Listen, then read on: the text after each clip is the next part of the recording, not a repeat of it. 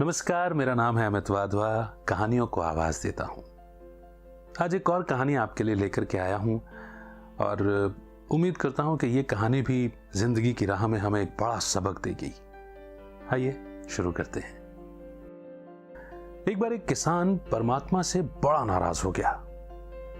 कभी बाढ़ आ जाए, कभी सूखा पड़ जाए, कभी धूप बहुत तेज हो जाए तो कभी ओले पड़ जाएं। हर बार कुछ न कुछ कारण से उसकी फसल थोड़ी खराब हो जाती थी। एक दिन बड़ा तंग आकर उसने परमात्मा से कहा, देखिए प्रभु, आप परमात्मा हैं, लेकिन लगता है आपको खेती बाड़ी की ज्यादा नॉलेज नहीं है। तो एक प्रार्थना है कि एक साल के लिए मुझे मौका दीजिए, मैं जैसा चाहूं वैसा मौसम हो, फिर आप देखना मैं अन्न के भंडारे भर दूंगा।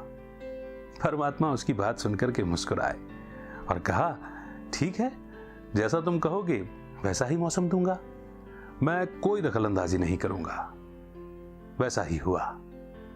किसान ने गेहूं की फसल बोई। जब धूप चाही तब धूप, जब पानी चाहा तब पानी, यानी कुल मिलाकर के तेज धूप, ओले, बाढ़, आंधी किसान भैया ने आने ही नहीं दी।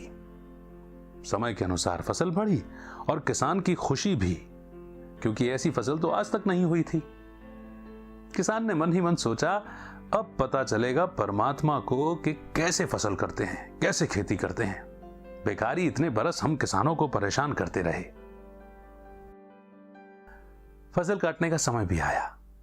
किसान बड़े गर्व से फसल काटने गया, लेकिन जैसे ही फसल काटने लगा, एकदम से छाती पर हाथ रखकर बैठ गया। पूछे क्यों? क्योंकि गेहूं की एक भी बाली के अंदर गेहूं नहीं था। सारी ही बालियां अंदर से खाली थीं। बहुत दुखी हुआ और बहुत दुखी होकर उसने परमात्मा से कहा कि हे प्रभु, ये क्या हुआ? तब परमात्मा बोले, भाई ये तो होना ही था। तुमने पौधों को संघर्ष का जरा भी मौका नहीं दिया, न तेज धूप में उनको तपने दिया और न ही आंधी ओलों से जूझने दिया। उनको किसी भी प्रकार की चुनौती का एहसास ही नहीं होने दिया। यानी कि जब उन्होंने संघर्ष ही नहीं झेला तो वे अंदर से मजबूत हुए ही नहीं और खाली के खाली रह गए। सब पौधे खोखले रह गए। जब आंधी आती है, तेज बारिश होती है, ओले गिरते हैं, तब पौधे अपने बल से ही खड़े रहते हैं। वो अपना अस्तित्व बचाने का संघर्ष करते हैं और इस संघर्ष से जो बल पैदा होता है वही उसे शक्ति देता है, ऊर्जा देता है और उसकी जीवटता को उभारता है। सोने को भी कुंदन बनने के लिए आग में तपना पड़ता है, हथौड़ी से पिटना पड़ता है और गलने जैसी चुनौतियों से गुजरना पड़ता है, तभी उसकी स्वर्णिम आभा उभरती है, वो उसे अनमोल बनाती है। ठीक उसी तरह जिंदगी में भी अगर संघर्ष ना हो, चुनौतियां ना हो, चैलेंजेस ना हो, तो आदमी खोखला ही रह जाता है और उसके अंदर गुण विकसित ही नहीं हो पाते। ये चुनौतियां ही हैं जो आदमी रूपी तलवार को धार देती हैं, उसे शक्तिशाली और प्रखर बनाती हैं। तो अगर प्रतिभाशाली बनना है तो चुनौतियां तो स्वीकार करनी ही पड़ेंगी, अदरवाइज हम खोखले ही रह जाएंगे। केवल शिकायतें कि टैलेंट तो है लेकिन हमें लोग आगे नहीं बढ़ने देते, वो टैलेंट को निखारेंगी नहीं। टैलेंट के साथ साथ और भी गुण जो आवश्यक हैं जीवन में, शायद वो गुण पनपेंगे ही नहीं। बिना संघर्ष और चुनौतियों के हम अपनी मंजिल को पा ही नहीं सकते।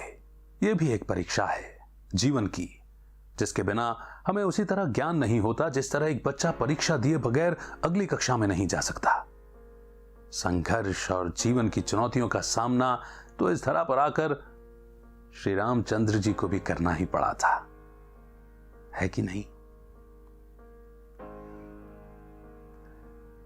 कुल मिलाकर के चैलेंजेस, चुनौतियां, परेशानियां, विघ्न हमारे अंदर के गुणों को प्रत्यक्ष करते हैं।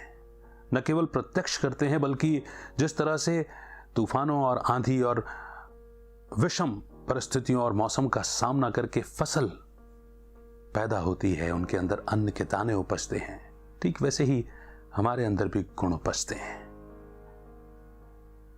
कंप्लेंट नहीं करना है, कंप्लीट बनना है, यही उस परमात्मा का इशारा है।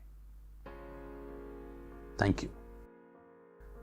उम्मीद करते हैं ये छोटी सी कहानी आपको बेहद पसंद आई होगी। आपके कमेंट, आपके फीडबैक, आपके एहसास कमेंट सेक्शन में ज़रूर लिखिए, पढ़ करके अच्छा लगता है। Thank you. अमित का नमस्कार। जय हिंद, जय भारत।